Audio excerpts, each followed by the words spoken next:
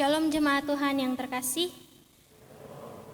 Mari bersama-sama sebagai keluarga besar Sekolah Tinggi Teologi Aletheia, kita membacakan visi dan misi. Visi: menjadi lembaga pendidikan tinggi gerejawi yang memperlengkapi para pemimpin gereja untuk berteologi reform secara kritis, berkemampuan menggembalakan, dan berkarakter serupa Kristus. Visi 1. Menumbuhkan pemikiran kritis dalam berteologi reform. 2. Mengembangkan kemampuan penggembalaan melalui pendidikan kepemimpinan hamba, servant leadership. 3. Membentuk karakter serupa Kristus melalui pemuridan. Jemaat Tuhan, kiranya hati kita telah dipersiapkan untuk datang menyembah Dia dalam kebaktian pembukaan semester ganjil tahun akademik 2026-2027, Sekolah Tinggi Teologi Aletheia dibuka dalam nama Allah Bapa, Allah Putra, dan Allah Roh Kudus. Kasih, sukacita, dan damai sejahtera Allah menyertaimu. Gloria Patri.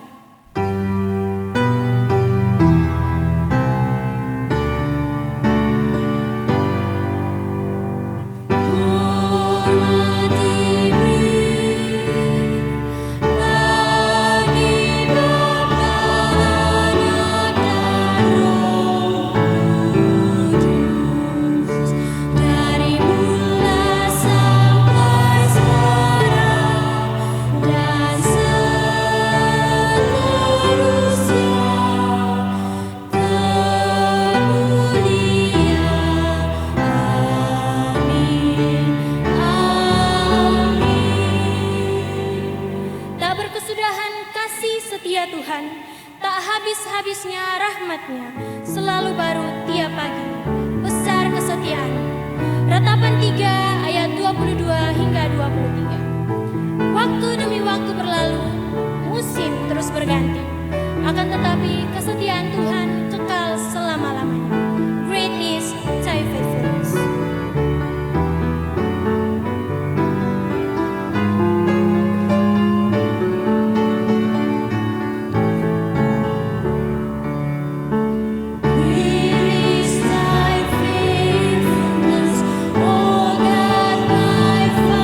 Father,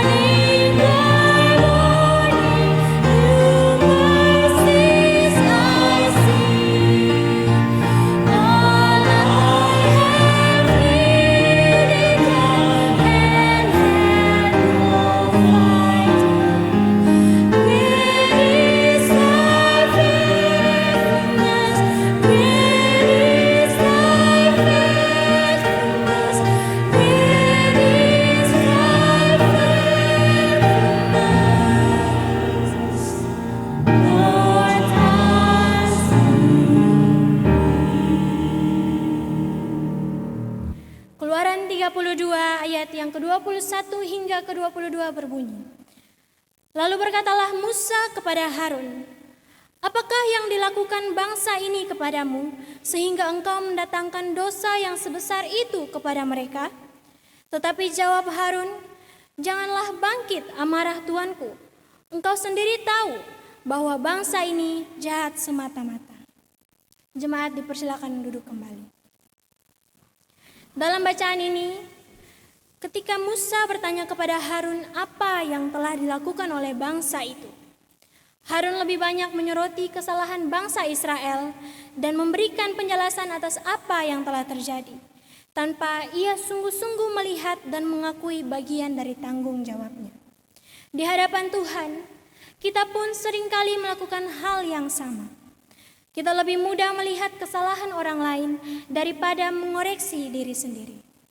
Sebagai pemimpin rohani, Tuhan memanggil kita untuk berani melihat dosa kita, berani mengakuinya dan bertobat. Karena itu, lewat pujian yang akan bersama-sama kita nyanyikan, marilah kita rendahkan diri di hadapan Tuhan dan mengakui bahwa hanya Kristus yang sanggup menebus setiap dosa kita.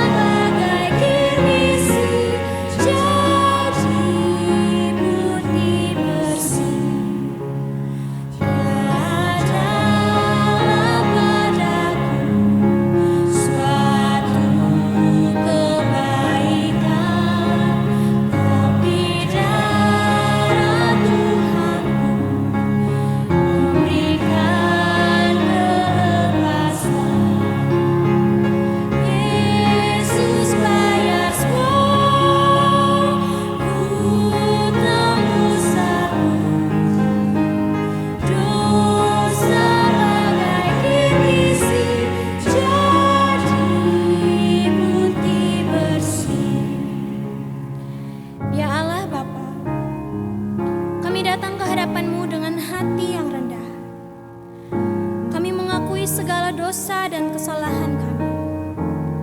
Ampunilah kami ketika kami tidak setia kepadamu, ketika kami lebih mengutamakan diri kami sendiri, dan ketika kami kurang peka terhadap tanggung jawab yang telah Engkau percayakan kepada kami. Ampuni kami ketika kami mudah mengkritik orang lain, tetapi kami sulit melihat dan mengoreksi diri kami sendiri.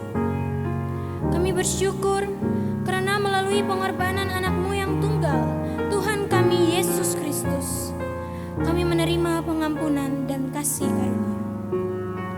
Tolong kami untuk hidup dalam pertobatan dan terus mengikuti teladan-Mu dalam melayani dengan rendah hati. Dan biarlah Roh Kudus memampukan setiap kami menjadi pemimpin yang setia, yang bijaksana, berhikmat, dan terus berpegang pada kebenaran firman Tuhan. Inilah setiap seruan kami. Demi Kristus kami berdoa. Amin.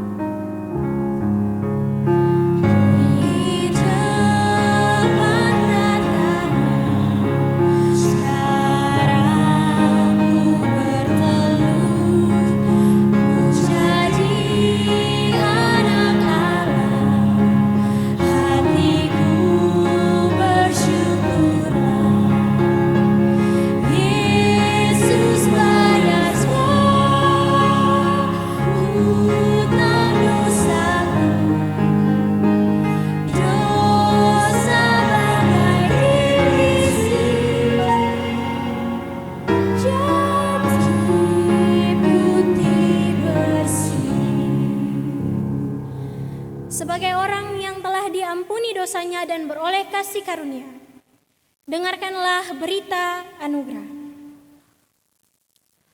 2 Timotius 1 ayat yang ke-9.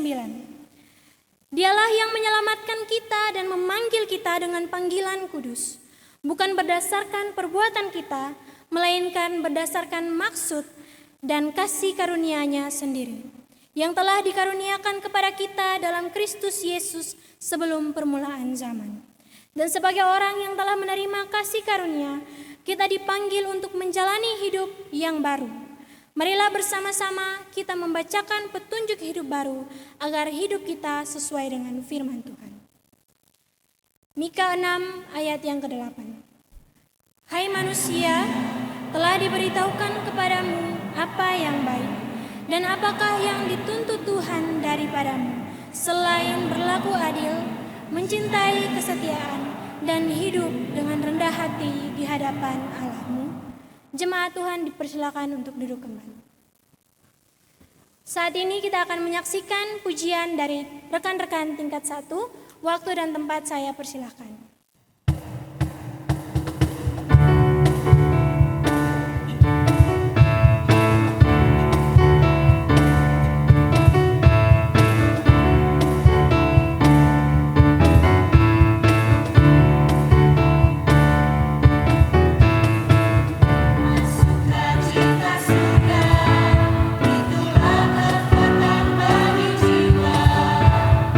Dapat saksikan kasih-Nya.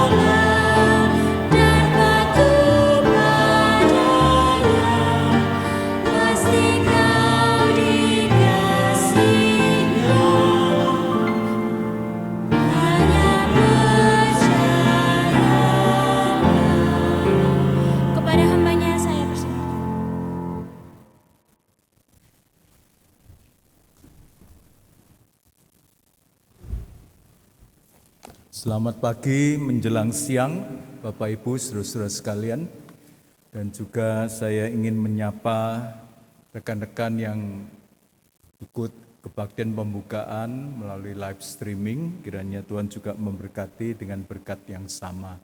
Mari kita berdoa. Sebentar kami akan membaca dan merenungkan firman-Mu Tuhan. Tolonglah hamba-Mu dalam segala keterbatasan dan kelemahan. Berbicaralah sesuai dengan kebutuhan kami masing-masing pada hari ini, sehingga kami boleh dituntun oleh kebenaran firman-Mu. Di dalam nama Tuhan Yesus kami berdoa. Amin. Saudara-saudara yang terkasih, pada waktu setelah selesai wisuda itu beberapa dosen atau pejabat struktural rapat dengan departemen untuk berbicara mengenai masa depan STT Aletheia. Nah, ada satu pembicaraan itu saya ringkaskan, itu berbicara mengenai mana yang penting, karakter atau kemampuan akademis. Nah, ada seorang dari pengurus yang menanggapi, kalau saya akan pilih karakter lebih penting daripada kemampuan akademis. Nah, saudara, kalau harus memilih orang hamba Tuhan yang punya karakter yang baik atau yang tapi punya kemampuan akademis yang biasa-biasa, atau sebaliknya mempunyai kemampuan akademis yang luar biasa tetapi karakternya kurang baik. Kalau harus memilih, saya setuju dengan pilihan saudara itu. Saya menganggap bahwa karakter lebih penting daripada kemampuan akademis. Tetapi untuk bisa survive, untuk bisa bertahan dalam kehidupan pelayanan, apalagi dalam era sekarang ini, kita tidak hanya butuh karakter yang baik, kemampuan juga dibutuhkan. Oleh karena itu pentingnya sekolah tidak hanya membentuk karakter tetapi juga kemampuan. Nah, hari ini kita akan merenungkan satu tema, Be faithful and critical leaders. Kalau saya katakan ini merupakan salah satu sisi. Kalau faithful itu berbicara mengenai karakter, kalau critical itu berbicara mengenai kemampuan. Nah, dari tema ini sudah menyejajarkan bahwa dua hal ini sangat penting. Sehingga di dalam hidup kita rindu supaya semester ini kita bisa merenungkan dua aspek ini. Mengenai faithful atau setia, yang kedua critical. Nah, biasanya kalau saya diberi tema seperti itu, kalau zaman dulu saya cari kamus, apa artinya setia, apa artinya critical, itu biasa, itu langkah awal. Tapi sekarang zaman yang lebih canggih, tanya siapa? AI. Tanya siapa? AI ya. Saya tanya AI, dijawab, oh, setia itu loyal, tetap berpegang teguh pada janji, komitmen, juga ada perasaan. Saya setuju semua ini. Terus saya berpikir, kalau menurut saya setia itu apa? Dalam konteks kita, saya menambahkan, setia itu berarti melakukan dengan baik segala yang Tuhan percayakan kepada kita. Jadi setia itu selain ada loyal dan lain-lain itu, saya katakan melakukan dengan baik apa yang Tuhan percayakan kepada kita. Kemudian berlanjut pada critical. Saya tanya AI lagi, critical apa? Oh, kritis, suka mengkritik. Ini tentu negatif ya. Dalam pengertian, saudara, misalkan kalau saya berdiri di sini langsung saudara bilang, oh Pak Sia ini kebalik. Seharusnya itu bendera Indonesia itu merah putih, bukan putih merah. Nah, nangkep ya, guyonannya garing berarti. Tahu ya? Nah, rambutnya putih, ininya merah, terbalik, seharusnya merah, ininya putih gitu ya. Baru tertawa ini ya. Nah, penting atau krusial, kritikal. atau kritis secara analitis. Dalam keadaan kritikal gawat masuk UGD gitu ya. Terus ada definisi yang lebih dari satu software yang sama ya. Kemampuan menganalisis dan mengevaluasi informasi secara objektif sebelum mengambil keputusan. Nah, kemudian saya berpikir, menurut saya apa kritikal itu? Saya berpendapat niru sedikit ya, tapi dirubah karena kalau enggak termasuk plagiat ya. Nah, saya tambah apa? Kemampuan menganalisis, mengevaluasi roh zaman atau kecenderungan zaman atau dalam bahasa Jerman biasanya disebut Zeitgeist itu ya. Kemampuan menganalisis dan mengevaluasi kecenderungan zaman dan memberikan solusi berdasarkan kebenaran firman Tuhan. Ini pengertian saya tentang setia dan kritis. Kita akan belajar dari seorang tokoh yaitu Musa. Nah, teksnya sebetulnya banyak, Keluaran 32 atau Ulangan 9. Keluaran 32 itu peristiwa itu terjadi. Ulangan 9 itu merupakan ya pengulangan. Nah, mengapa kok harus diulang? Tingkat 1 kira-kira mengapa harus diulang? Bisa jawab?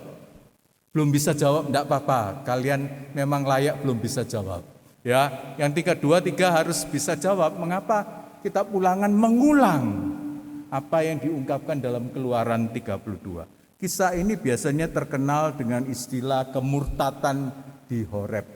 Nah, latar belakang sebelum kita membaca, kita tidak akan membaca secara keseluruhan karena panjang sekali.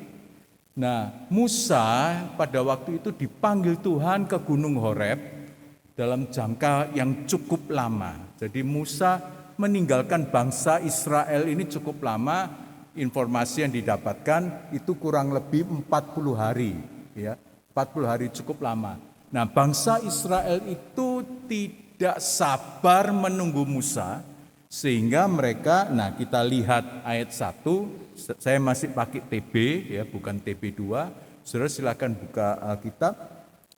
Ketika bangsa itu melihat bahwa Musa mengundur-ngundur turun dari gunung itu, maka berkumpullah mereka mengerumuni Harun dan berkata kepadanya, "Mari buatlah untuk kami Allah yang akan berjalan di depan kami, sebab Musa ini orang yang telah memimpin kami keluar dari tanah Mesir.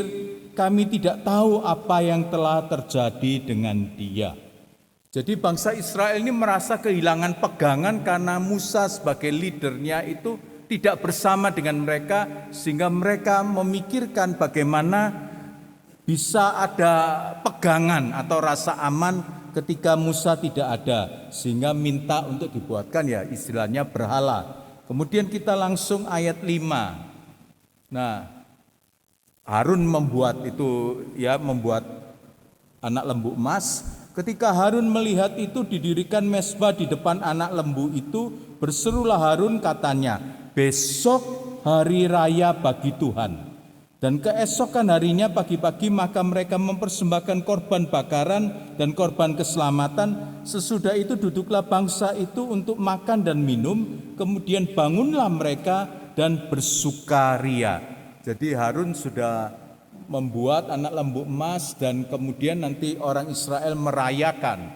Kemudian ayat 7, karena peristiwa itu Tuhan berfirman kepada Musa, berfirmanlah Tuhan kepada Musa, "Pergilah, turunlah, sebab bangsamu yang kau pimpin keluar dari tanah Mesir telah rusak lakunya." Allah marah sekali karena mereka telah membuat anak lembu emas itu.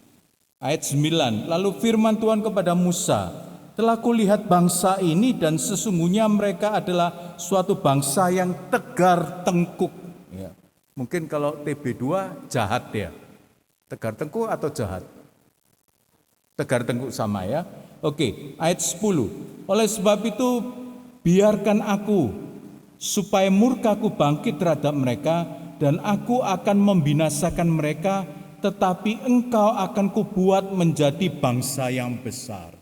Nah, saudara, Tuhan marah terhadap kemurtatan bangsa Israel yang baru saja dipimpin keluar dari tanah Mesir itu, Sehingga Tuhan katakan, aku akan membinasakan seluruh bangsa.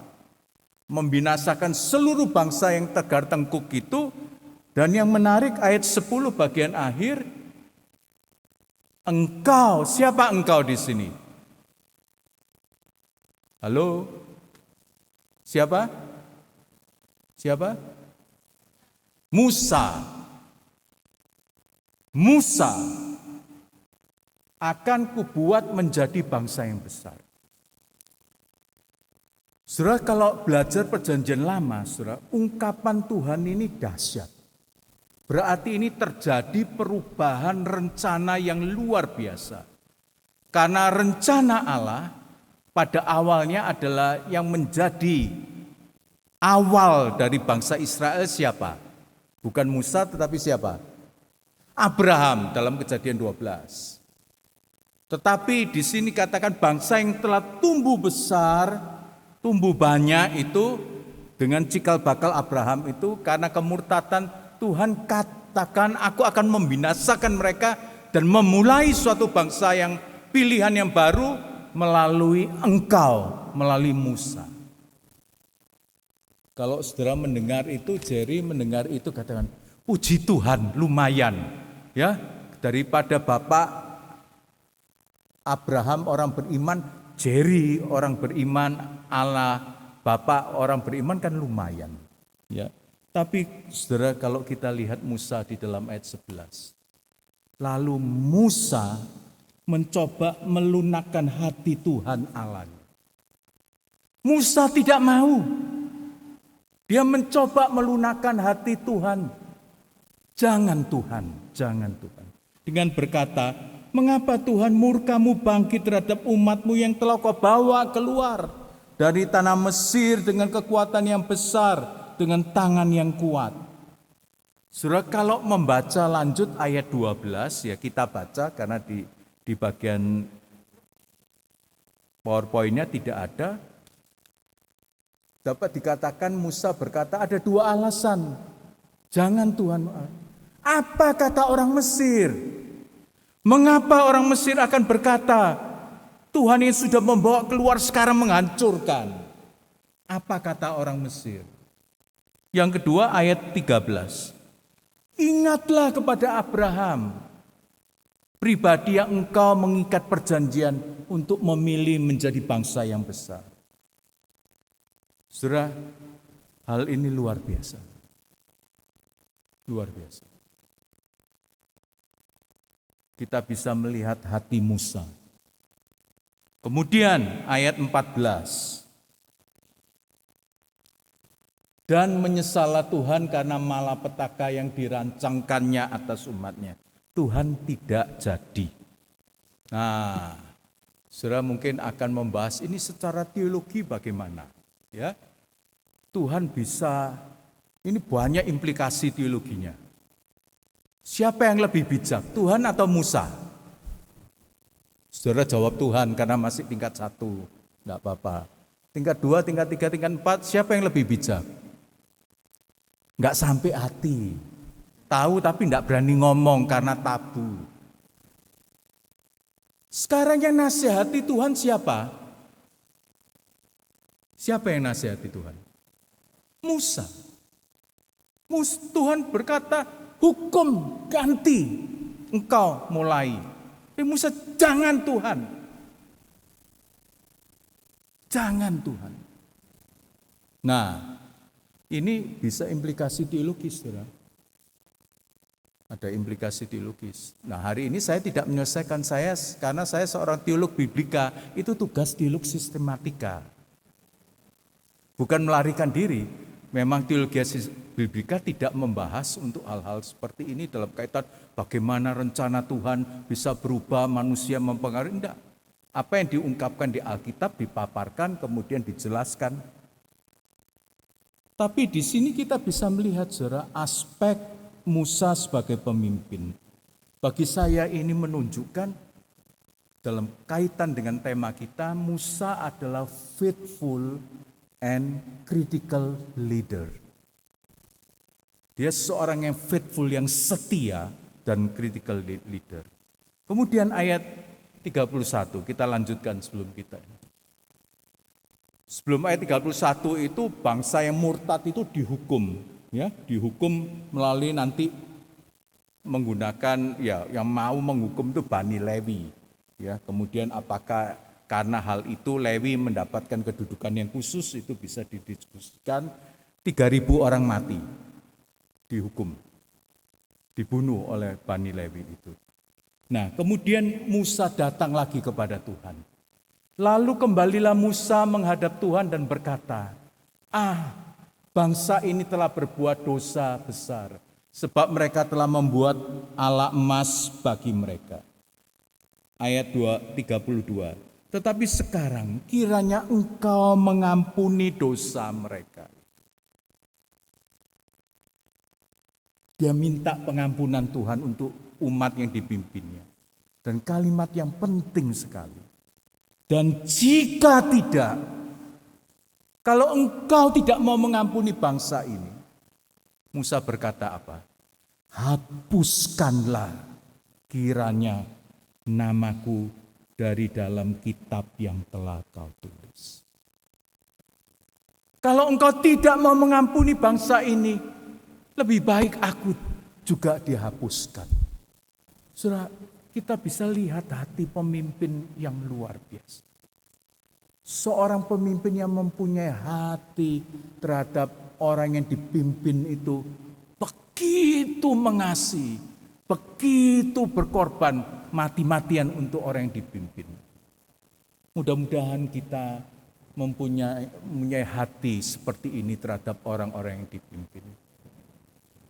Faithful and critical leader. Musa seorang yang faithful, setia kepada Tuhan, setia kepada Israel. Dalam definisi saya mengenai setia, setia terhadap apa yang Tuhan percayakan kepadanya, ya.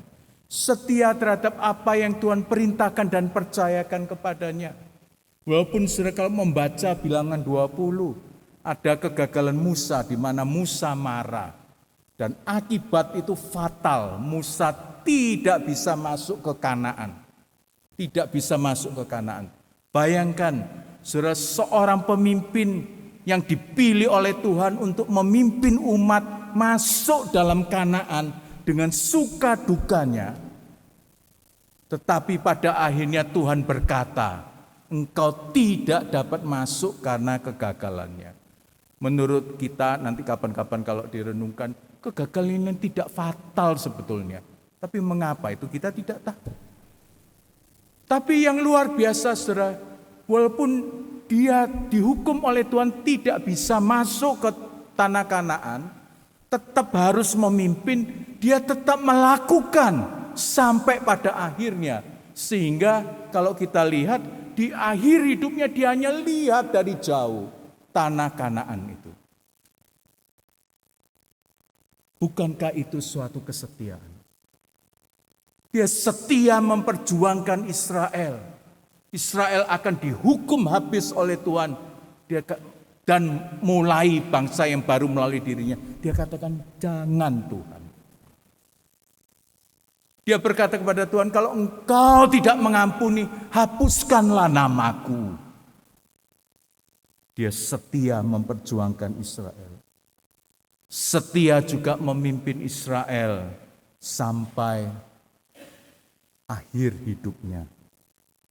Itu suatu kesetiaan seorang pemimpin. Kritikalnya apa? Dia tidak serta-merta menerima keputusan Tuhan yang akan membasmi itu. Tetapi berani mempertanyakan, berani memberi usulan kepada Tuhan. Yang menarik saudara, dia kritikal bukan untuk kepentingannya sendiri. Tapi justru untuk kepentingan Israel, bangsa yang dipilih. Dia tidak mau gantikan Abraham. Dia rela dihapus namanya. Dia mencoba melunakkan hati Tuhan. Mau berkorban ganti Israel. Dia kritikal untuk umat yang dipimpin. Dia kritikal bukan untuk kepentingannya sendiri. Sehingga kalau kita lihat, saya katakan Musa adalah seorang leader yang faithful dan kritikal, yang perlu kita teladani. Menjadi pertanyaan bagi kita, sudahkah kita menjadi pemimpin-pemimpin yang faithful dan kritikal? Sebagai dosen, sudahkah faithful dan juga kritikal? Sekarang berbicara mengenai kesetiaan. Sebagai dosen, adakah kita setia melakukan apa yang Tuhan percayakan? Menurut saya gampang sekali ngukurnya. Kita punya tridharma, pengajaran, penelitian, pengabdian masyarakat. Sudahkah kita melakukan hal itu? Saya tidak bahas mengenai pengajaran karena kita semua ditugaskan, mau tidak mau ngajar, ya. Tapi juga setia tidak melakukan itu. Nah, saya mau nyinggung mengenai penelitian.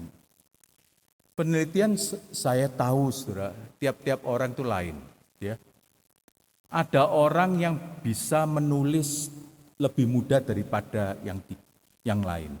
Ada orang yang lebih verbal. Ya. Seperti anak saya itu lebih verbal daripada saya. Saya lebih suka menulis. Nah, sehingga ada kesulitan-kesulitan tertentu untuk orang-orang tertentu yang lebih verbal untuk menulis. Tetapi memang idealnya penelitian itu harus ada luarannya. Wah, ini bahasa asesor ya. Nah, itu supaya ada artikel, tulisan, buku dan lain-lain. Tapi saya katakan itu penting ya nanti untuk BKD, untuk kenaikan jabatan dan lain-lain. Tapi bagi saya itu terlepas dari ada luaran atau tidak, adakah kita setia juga melakukan penelitian yang menjadi dasar untuk pengajaran kita. Saudara, kalau mau dikatakan dengan jujur, kita para dosen ada mata kuliah yang berulang terus. Saya punya dosen Ibrani di Calvin Theological Seminary, itu kalau ngajar itu buka buku, tapi bisa hafal halamannya, bisa hafal alineannya. Saya selalu goda kalau itu ada page 34, terus paragraf 3, gitu, tanpa lihat, karena puluhan tahun mengajar bahasa Ibrani pakai buku Thomas Lamdin itu. Nah, ada mata kuliah yang seperti itu, tetapi menjadi pertanyaan kalau mata kuliah yang lain, walaupun bahasa Ibrani pun juga mengalami perkembangan, bahasa Yunani pun mengalami perkembangan yang perlu kita ikuti, tapi mata kuliah lain walaupun itu berulang, tapi apakah kita mengajar itu seperti kaset yang diputar tahun demi tahun sama? Atau karena ada penelitian membuat kita materinya sama tapi bobotnya tidak sama? Karena kita sudah bertumbuh di dalam penelitian. Menjadi pertanyaan besar. Belum lagi tugas-tugas lain. Kalau dosen umum tridharma, yang pejabat-pejabat struktural. Seperti saya kaprodi, ada waket dan lain-lain, ada tugas-tugas yang lain. Bertanya dalam hati kita para dosen di awal semester ini, adakah aku setia? Untuk teknik staff, harus saya katakan, saudara, dalam pengamatan saya secara umum, saya tidak tahu mendetail, tapi bagi saya teknik Aletheia Ciami, saya anggap saudara setia dalam melakukan itu. Bahkan ada hal-hal yang saya rasa saudara melakukan melebihi apa yang itu. Saya rasa, tidak tahu dosen yang lain, tapi saya rasa. Pertahankan. Untuk mahasiswa, tanya setia apa? Bagaimana saya bisa setia? Gampang, saudara. Saudara harus tanya, apa tugas saya sebagai seorang mahasiswa? Tugas saya sebagai seorang mahasiswa apa? Kalau ditanya. Ini anaknya Pak Stefanus Wandi, Shin. Ya. Saya lihat kamu lihat papamu sama itu. Mirip. Itu tugas mahasiswa apa menurut kamu? Belajar. Jelas ya? Semua setuju dong? Belajar. Belajar tidak hanya mata kuliah, tapi juga belajar untuk diperlengkapi melayani.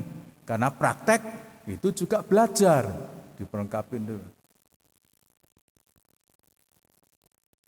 Update status termasuk bagian dari belajar enggak? Terus gini terus aneh. Saya enggak mau katakan saudara, saya itu senang lihat saudara generasi sekarang itu sangat bagus bertemu dengan kamera, lain dengan generasi saya. Saya pernah lihat foto TK saya itu, foto itu diberi teman itu kita ini kalau angkatan-angkatan dulu kalau foto itu gini, ya. Sekarang gaya bebas, gitu. Wah, bagus sekali. Saya enggak bisa, generasinya lain. Saya senang, ya, saudara, ya, buat konten dan lain-lain. Tetapi jangan menggeser tugas utama saudara untuk belajar.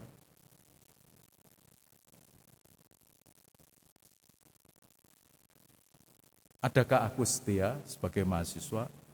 Nah, saudara sekarang tingkat 1 mulai belajar untuk setia. Kritikal bagaimana? Nah, saya mau ngomong tendik aja, dosen kritikal, dosen biasanya kritis gitu ya. Nah, tendik ini memang agak sulit untuk kritikal. Nanti ngomong gak enak, gak ngomong untuk di kepala ini. Nah, saudara perlu tetap kritikal terhadap kami, dosen maupun pejabat. Hal yang sederhana, saya mau sebut. Kalau saudara tidak kritikal terhadap hal ini, saya tidak tahu. Saya wisuda kali ini punya tugas bendahara. Jadi yang tanda tangan mengeluarkan uang gitu ya. Tanda tangan toh gitu ya. Minta berapa? Oke gitu ya. Nah, baru diberitahu Pak Suwandi, Pak, persembahan kasih atau istilah viatikum untuk undangan-undangan ini sangat rendah, Pak. Ada yang sangat rendah.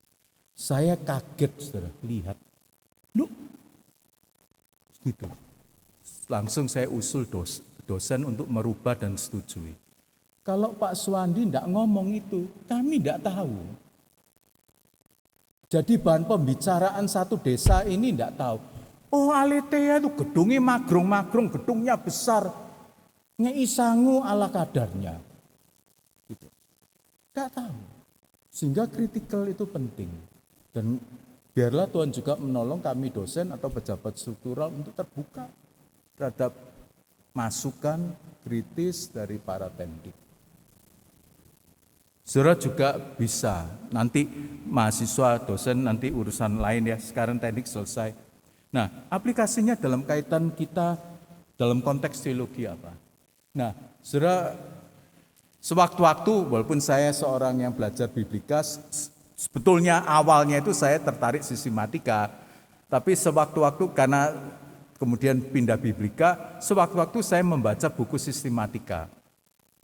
Nah, terakhir saya membaca drama doktrin Kevin Van Hooser itu. Nah, biasanya teolog sistematika yang lama, versi lama, itu kami nilai oleh teolog biblika itu menggunakan ayat-ayat sebagai proof text, sebagai ayat pendukung saja, tanpa konteks yang jelas. Tapi saya perhatikan sudah ada perubahan dari teolog-teolog sistematika yang terakhir. Nah, yang salah satu saya baca ini menarik sekali. Dari situ saya timbul satu kerangka, yaitu seperti ini. Ada 3 tahapan. Nah, yang menjadi otoritas tertinggi Alkitab jelas. Tapi kita tidak bisa berkata, aku berteologia langsung dari Alkitab. Tidak bisa. Saudara, mau tidak mau akan dipengaruhi oleh tradisi teologi di mana kita bergabung. Misalkan kita, teologi reform. Mau enggak mau, karena apa? Dalam organisasi kita beranggapan bahwa teologi reform merupakan sistem teologi yang terbaik untuk memahami Alkitab. Tapi kalau saudara ke Anglikan, Anglikan juga punya teologi Anglikan. Dalam tradisi Anglikan, Anglikan akan berkata, tradisi Anglikan merupakan tradisi terbaik untuk memahami kitab suci, termasuk teologi-teologi yang lain. Nah, ini penting kita pahami. Ya, ide itu muncul ketika saya khususnya Empower. Nah, penting sekali apa? Kalau kita bergabung dalam satu organisasi, ketika organisasi itu memutuskan tradisi teologi apa yang mereka anut, kita harus menghormati. Kita harus menghormati. Kalau kita tidak setuju dengan tradisi teologi yang dipakai oleh organisasi itu, jangan masuk. Karena akan menimbulkan masalah di organisasi. Tetapi kita tidak cukup. Misalkan sekarang saya lupa satu hal. Apalagi kita masuk dalam organisasi, misalkan kita teologi reform atau Anglikan, kita tidak hanya harus belajar menerima, bukan berarti tidak kritikal ya, tapi dasarnya harus menerima, dan jangan membuat lelucon tertawaan berkaitan tradisi teologi yang dianut organisasi yang kita melayani. Tidak patut, tidak elok. Karena kita masuk dalam organisasi itu. Dalam konteks kita teologi reform, walaupun saya tidak tahu mendetail mengenai teologi reform, tapi saya tidak akan menertawakan teologi reform. Memberikan kritik-kritik bisa, karena teologi itu muncul sudah berabad-abad tahun yang lalu. Nah, Kevin Van Hooser ini menarik dalam pengertian, dia katakan bukan hanya mengajarkan tradisi teologi tertentu langsung, tetapi kita harus mengkontekskan. Karena teologi-teologi tradisi apapun itu ada konteksnya, ada masanya. Dan kita harus secara kritikal memikirkan apa yang dipercaya, misalkan konteks teologi reform, dalam konteks masa sekarang tidak bisa kita langsung menyampaikan itu mentah-mentah. Kita perlu pikirkan apa yang cocok untuk konteks sekarang. Bagaimana kita menyampaikan teologi reform itu dalam konteks sekarang. Ini perlu kita kembangkan dalam kaitan mengembangkan critical thinking untuk kita sebagai leader. Nah, ini perjuangan terus-menerus. Kita tidak bisa, saudara, misalkan nanti saudara mempelajari Yohanes Calvin, Agustinus, ataupun misalkan Pak Andri Baffing, ada yang tingkat S2 akan belajar paper. Tidak bisa langsung terus itu. Perlu dipikirkan dalam konteks di Indonesia saat ini. Itu kritikal. Nah, dalam kehidupan sehari-hari bagaimana? Sekarang kalau saudara lihat kehidupan sehari, tadi yang serius ini, yang sekarang praktika aja. Saudara, sekarang pekerjaan itu sulit. Banyak orang mengeluh pekerjaan, ya, berat bebannya. Banyak pengangguran, rebutan untuk apply suatu pekerjaan. Harga-harga naik semua. Ya. Sewaktu-waktu ada kesempatan untuk pelayanan di perusahaan yang mempunyai persekutuan, kadang saya datang lebih awal, saya berbicara dengan pengurusnya, omong-omong. Salah satu pembicaraan saya tanya, kalian makan siang bagaimana? Kalau di kantor mertua saya dulu, itu almarhum mertua saya disiapkan oleh pabrik. Karena farmasi takut keluar, takut kotor, disiapkan oleh pabrik. Nah, kantor istri saya tidak. Nah, saya tanya rekan ini. Apa? Oh, ya enggak disiapkan. Terus kamu bagaimana? Bawa bekal. Nah, bawa bekal tiap hari. Sudah tahu kalau orang yang bawa bekal, bayangkan kalau dia masuk jam 8, dia dari rumah jam 7. Itu tidak mungkin makanan segar, pasti makanan yang bisa bertahan beberapa jam sehingga bisa dimakan jam 12. Itu situasi realita kehidupan. Kalau saudara mau jajan terus, oh ada McD, ada ini, ya bisa saja, ada waktunya. Cukup waktunya, kantongnya tidak cukup, gitu ya. Sehingga dia membawa bekal. Saya mendengar itu. Baik sekali. Nah, mahasiswa tadi dikatakan Sien belajar. Dalam situasi seperti ini belajar apa? Sekarang kan gampang GoFood. Saya sering menyinggung GoFood, Nah, saudara, apakah itu bagian dari belajar? Saya tidak melarang, saudara, sekali-sekali kita healing dengan makanan, comfort food, ya boleh. Tapi saya kadang tengarai, pelajaran belum selesai itu sudah bisikan, nanti aku beli geprek, gitu. Pelajaran belum selesai itu sudah ada om geprek. Nah, apalagi saudara, sekarang saudara coba pikir kritis ya, saya pikir kritis. Saudara beli yang mahal atau yang murah? Yang keras. Nis, murah atau mahal? Murah. Murah sekali. Saudara, dalam situasi sekarang ini, beli barang makanan yang murah, saudara harus kritikal. Kenapa? Sekarang bahan bakunya mahal, bisa dijual murah. Sudah jawaban sendiri. Banyak acara TV yang mengungkapkan bagaimana kualitas. Pikir. Kita sebagai mahasiswa belajar pikir. Saya tidak melarang, saya pun sewaktu-waktu jajan. Ya, sewaktu-waktu jajan. Tapi pikir. Menurut saya sejelek-jeleknya dapur kita, maaf bukan jelek loh Bu Kartika ya. Sejelek-jeleknya dapur kita, pasti Bu Kartika tidak berani beli bahan makanan yang sembarangan. Karena bertanggung jawab kepada Tuhan. Kalau saudara ada masukan ya silakan. Kemudian, maaf aku tidak tahu persis, saya juga sewaktu-waktu belanja online. Saya kadang lihat itu,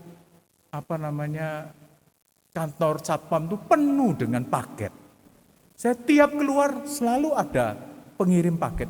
Puji Tuhan saudara itu memberi penghidupan untuk pengantar-pengantar itu. Puji Tuhan. Tapi kalau dalam kerangka belajar bagaimana? Adakah kita belajar mensyukuri apa yang ada? Mensyukuri apa yang ada. Karena banyak orang yang. Adakah kita kalau bilang, aku berlebih, saya diberikan uang saku banyak. Adakah kita melatih empati, simpati kepada orang lain? Pada rekanmu yang mungkin membutuhkan sabun atau odol atau yang lain yang mungkin buku dan lain-lain. Pikir. Nah, dalam konteks penggembalaan, sekarang ini persaingan gereja luar biasa. Saya sudah lama tidak ke mall, di Mall Surabaya, tiba-tiba saya kaget, 2 gereja besar di Surabaya itu lokasinya sangat berdekatan. Dulu agak jauh, sekarang sangat berdekatan. Menarik sekali ya. Nah, terus gereja-gereja yang itu kebingungan khotbahnya bagaimana karena jemaatnya sebagian pindah. Saya perhatikan ada khotbah-khotbah dari para pendeta itu mulai menekankan dengan ayat-ayat bahwa kita harus loyal terhadap gereja apapun keadaan karena itu firman Tuhan. Saudara pikir secara kritis. Orang sekarang mau ndak di itu. Khotbah-khotbah seperti itu apakah akan menggerakkan hati jemaat untuk tidak pindah? Saya katakan tidak. Justru gereja harus bertanya sebaliknya, apa kepedulian gereja terhadap hamba Tuhan, pemimpin terhadap pergumulan anggota jemaat. Kalau kita sungguh care bukan memberikan harus setia, harus care,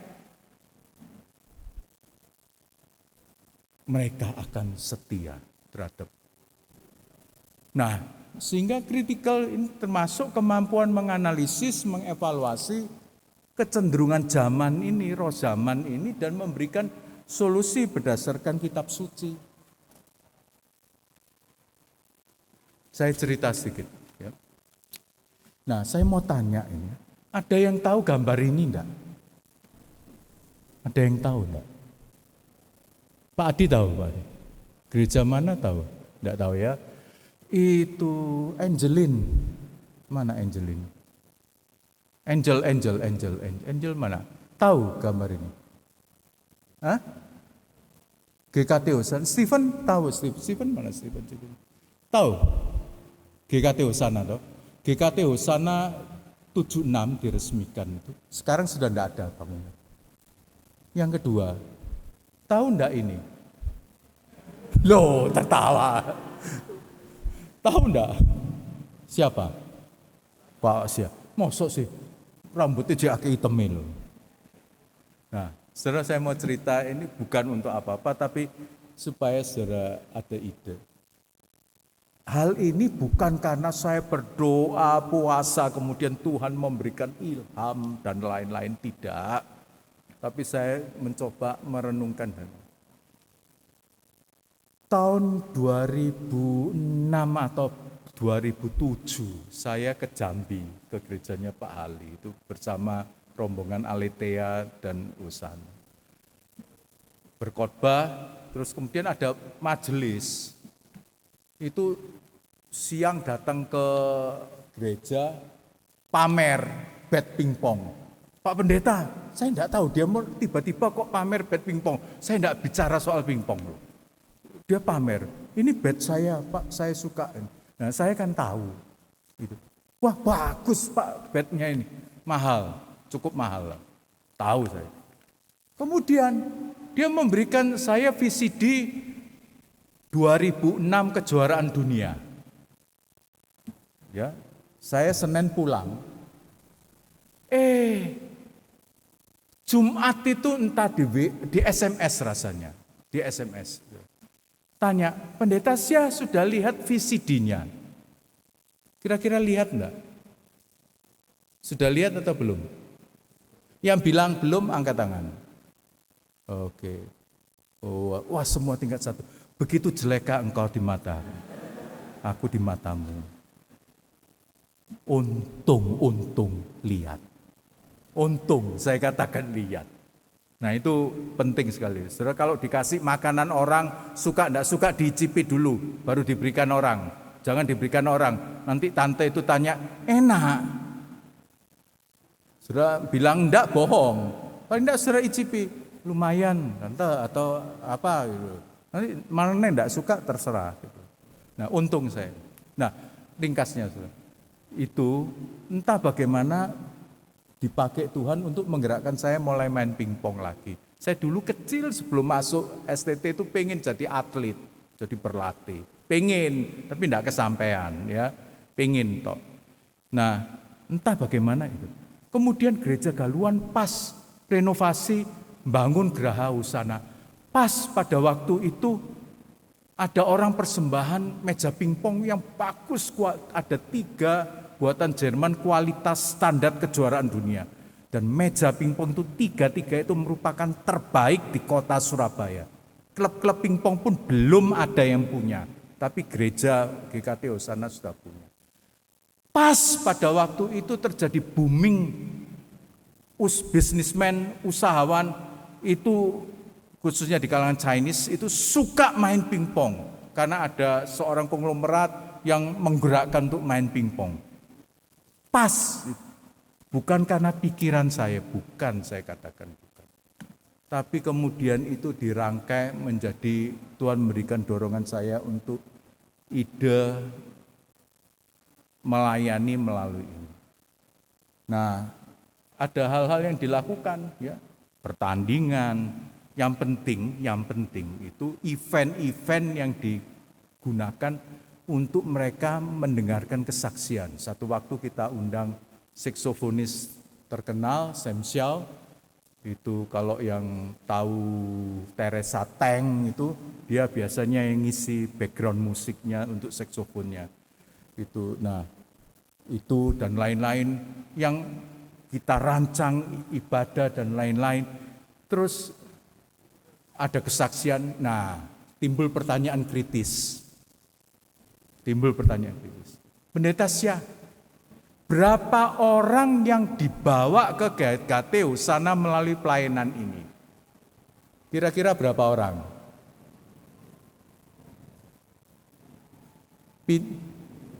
Pice atau pince? Pice ya? Pice. Ya, Pince. Saya ingat namamu karena saya lihat. Kira-kira berapa orang dibawa?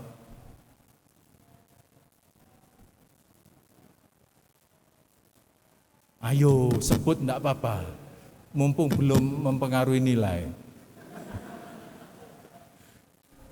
Siapa yang mau coba? Kira-kira? Stephen.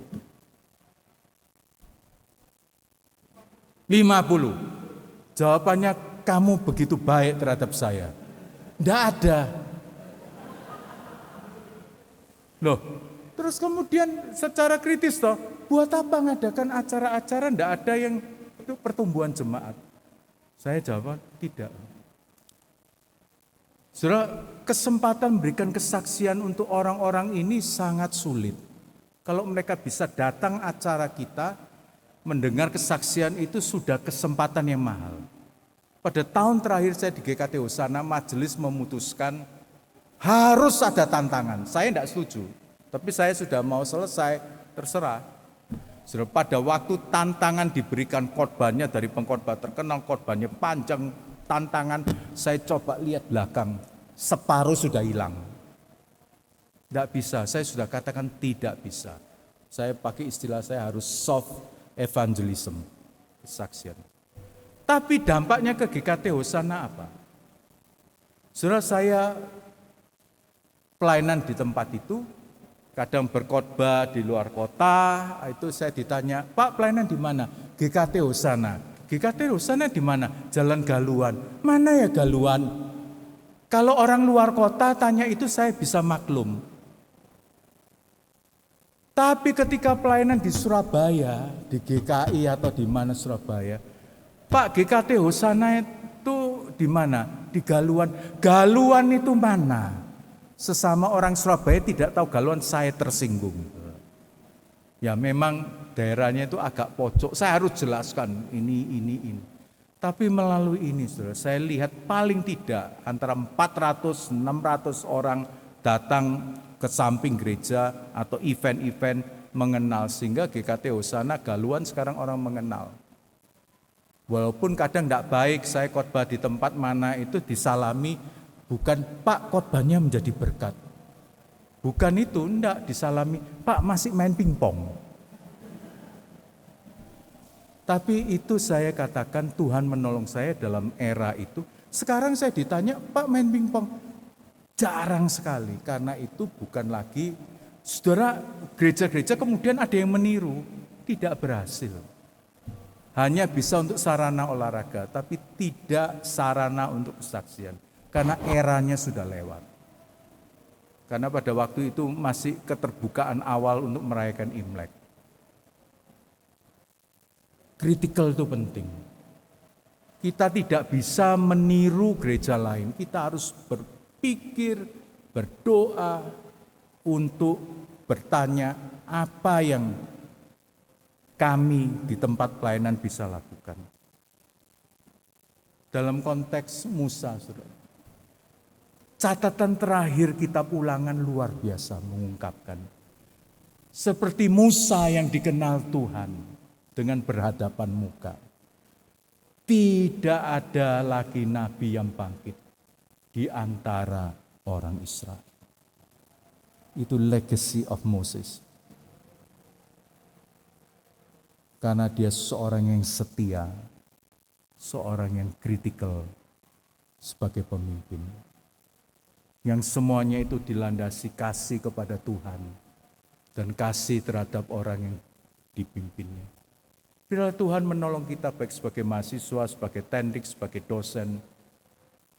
Semester ini diingatkan untuk belajar bersama. Menjadi pemimpin yang setia dan pemimpin yang kritikal. Amin. Mari kita berdoa. Tuhan, tolonglah kami ketika tema ini ditetapkan menjadi tema dalam semester ini.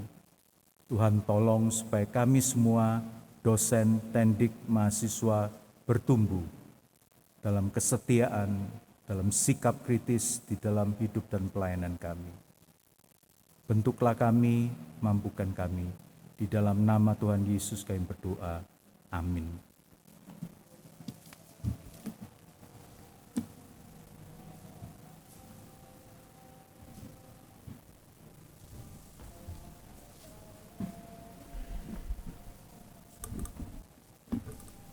Biarlah firman Tuhan hari ini menolong kita semua untuk menjadi pemimpin yang setia dan terutama semakin serupa dengan Kristus. Ku mau serupa Tuhan.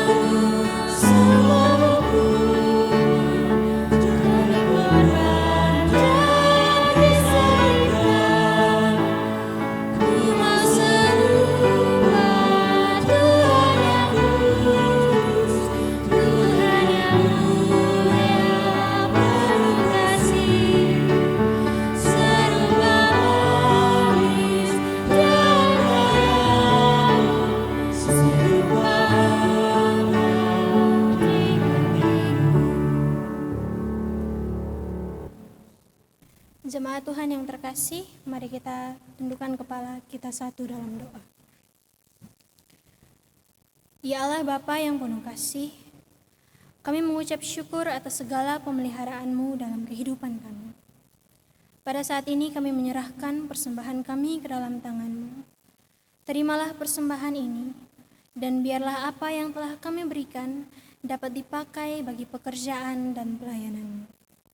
Ajarlah kami untuk selalu memberi dengan hati yang tulus, rela, dan penuh sukacita. Kami berdoa biarlah bukan hanya harta yang dapat kami berikan, tetapi hidup kami juga kami persembahkan kepadamu. Kami juga berdoa bagi berjalannya semester ini ke dalam tangan-Mu.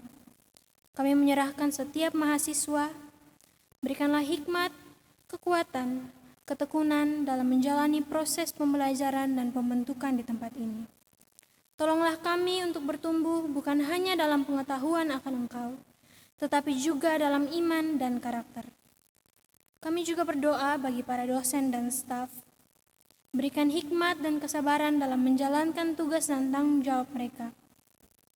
Tuhan berkati setiap proses mengajar, membimbing dan melayani, sehingga seluruh pekerjaan mereka dapat menjadi bagian dari pembentukan gereja yang akan melayani. Kami juga mengingat para pekerja lapangan dan ibu-ibu dapur yang mendukung kebutuhan STT Aletea. Sertai dan lindungi mereka dalam setiap pekerjaan. Tuhan, kami juga bersyukur untuk setiap orang tua dan sponsor.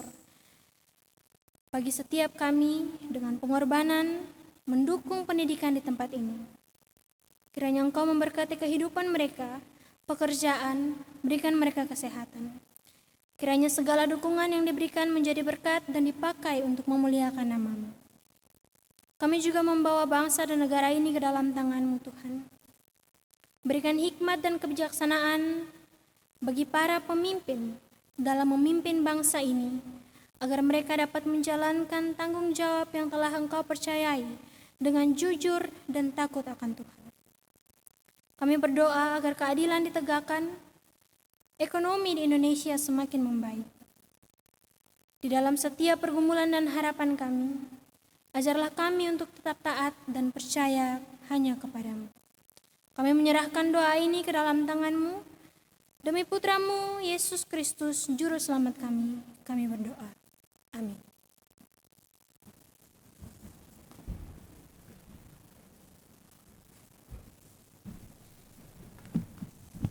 Ya, shalom Bapak Ibu Saudara sekalian, minta waktunya sejenak.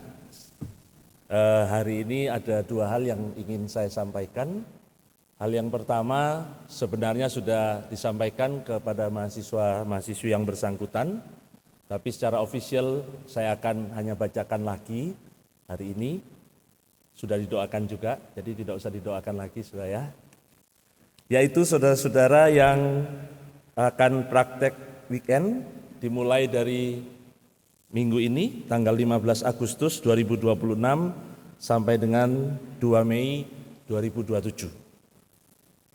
Yang pertama di Gereja Kristen Karunia Indonesia PPI Surabaya, Saudara Owen.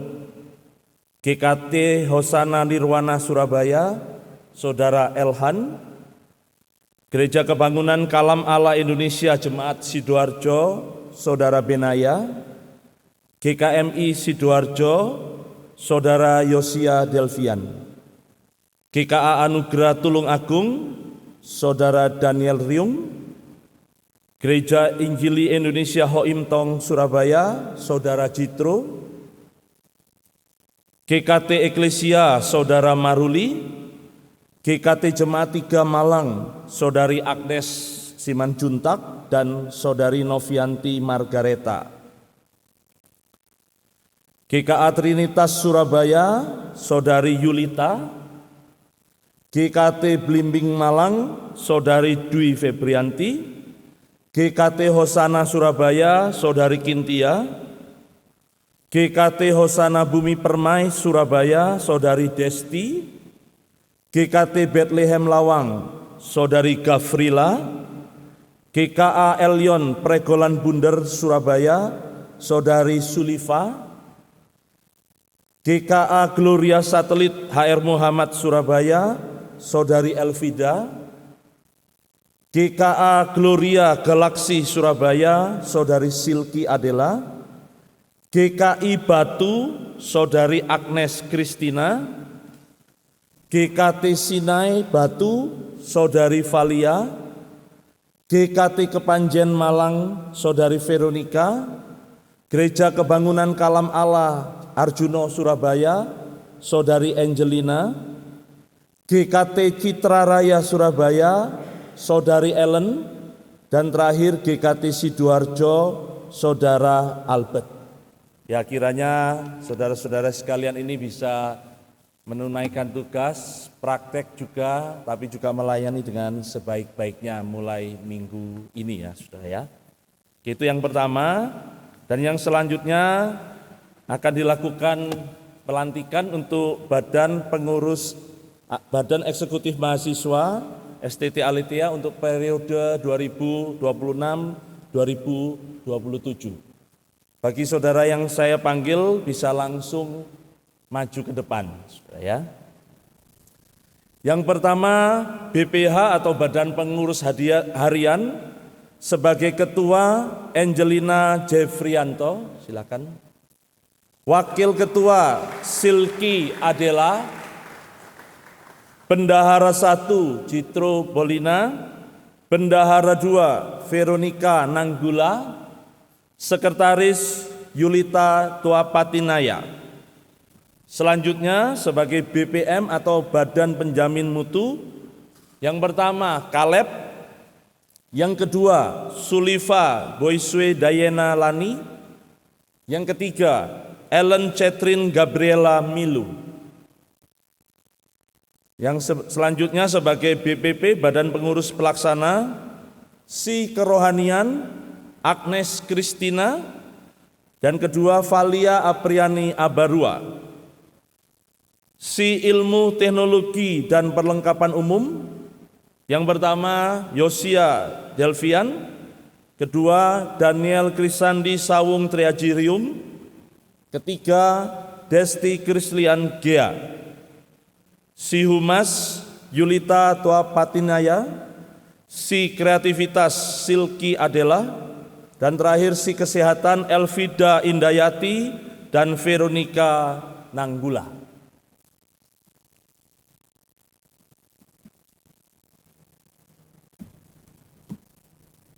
Ya, Bapak Ibu Saudara sekalian, inilah Badan Eksekutif Mahasiswa STT Aletheia untuk periode 2026-2027. Saya hanya akan membacakan satu ayat firman Tuhan untuk rekan-rekan semua.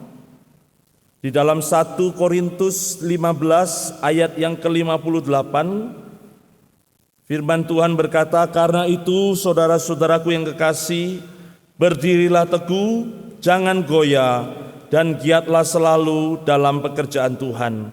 Sebab kamu tahu bahwa dalam persekutuan dengan Tuhan, jeripayamu tidak sia-sia." Saya hanya menegaskan apa yang kalian akan lakukan itu kepercayaan yang Tuhan berikan, juga melalui para mahasiswa-mahasiswa, karena itu lakukanlah dengan baik. Saya tahu pasti ada banyak hal yang dilakukan di tengah-tengah kesibukan saudara-saudara sekalian sebagai mahasiswa, tapi percayalah jeripayamu tidak akan sia-sia. Mari saudara, kita akan mendoakan mereka, kita dukung dalam doa juga ya. Mari saudara, kita berdoa. Bapa di surga, Tuhan yang mengasihi kami, kepadamu Tuhan kami menyerahkan saudara-saudari kami yang ada di depan ini Tuhan, yang Tuhan sudah percayakan untuk menjadi bagian dari Badan Eksekutif Mahasiswa STT Aletheia untuk periode 2006-2027. Biarlah Engkau sendiri Tuhan menolong mereka, memperlengkapi mereka dengan segala yang baik, menguatkan, meneguhkan mereka, sehingga pelayanan yang mereka lakukan sungguh memuliakan Tuhan, juga memperlengkapi mereka untuk masa depan pelayanan mereka, sehingga sekali lagi mereka boleh menjadi hamba-hamba-Mu yang memperkenankan hati Tuhan. Kami tahu Tuhan di dalamnya ada kesulitan, tantangan, dan air mata mungkin. Tetapi kami percaya dalam Engkau Tuhan, semua yang mereka lakukan tidak sia-sia. Karena itu ya Tuhan, sekali lagi kiranya Engkau curahkan berkat dalam kehidupan mereka. Kiranya kasih Allah yang kekal dan sempurna, anugerah keselamatan dalam Tuhan kita Yesus Kristus, pertolongan, penghiburan, kekuatan dari Allah Roh Kudus menyertai saudara-saudara sekalian, memimpin saudara dalam tugas pelayanan sebagai anggota BEM, sampai akhirnya tahun 2027 berjalan dengan baik. Dalam nama Allah Bapa, Putra dan Roh Kudus kami berdoa. Amin. Silakan bisa menghadap jemaat supaya sekali lagi kenal ya. Inilah dia ya. Sekali lagi dukung mereka semua, support mereka untuk sehingga semuanya bisa dilaksanakan dengan baik. Terima kasih, silakan duduk kembali. Saya serahkan kembali kepada Saudari Devi.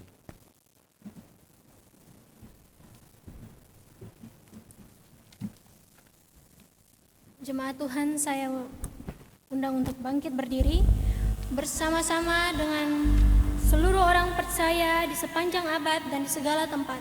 Mari kita ikrarkan iman kita melalui pengakuan iman Rasul. Aku percaya kepada Allah, Bapa yang Maha Kuasa, Khalik langit dan bumi, dan kepada Yesus Kristus, Anaknya yang tunggal Tuhan kita, yang dikandung dari Roh Kudus, lahir dari anak darah Maria, yang menderita sengsara di bawah pemerintahan Pontius Pilatus, disalibkan, mati dan dikuburkan, turun ke dalam kerajaan. Pada hari yang ketiga, bangkit pula dari antara orang mati, naik ke surga, duduk di sebelah kanan Allah, Bapa yang Maha Kuasa. Dan dari sana Ia akan datang untuk menghakimi orang yang hidup dan yang mati. Aku percaya kepada Roh Kudus, gereja yang kudus dan am, persekutuan orang kudus, pengampunan dosa, kebangkitan tubuh, dan hidup yang kekal. Amin. Bagi Dialah kemuliaan sampai selama-lamanya. Doksologi dan berkat Tuhan akan disampaikan oleh hambanya, Pendeta Sia Koksin.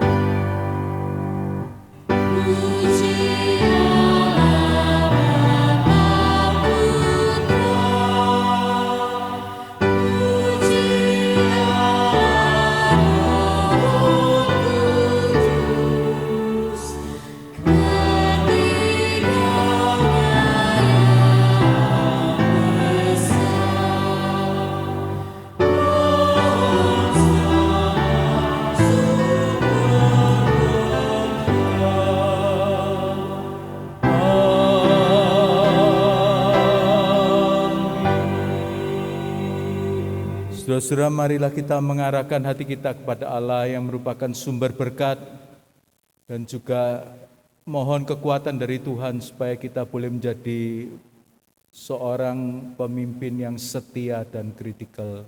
Terimalah berkat-Nya. Kiranya kasih karunia Tuhan Yesus Kristus, kasih Allah Bapa, kekuatan penyertaan Roh Kudus menolong setiap kita di dalam memulai semester baru ini, belajar bersama menjadi seorang pemimpin yang setia dan yang kritis dengan benar. Amin.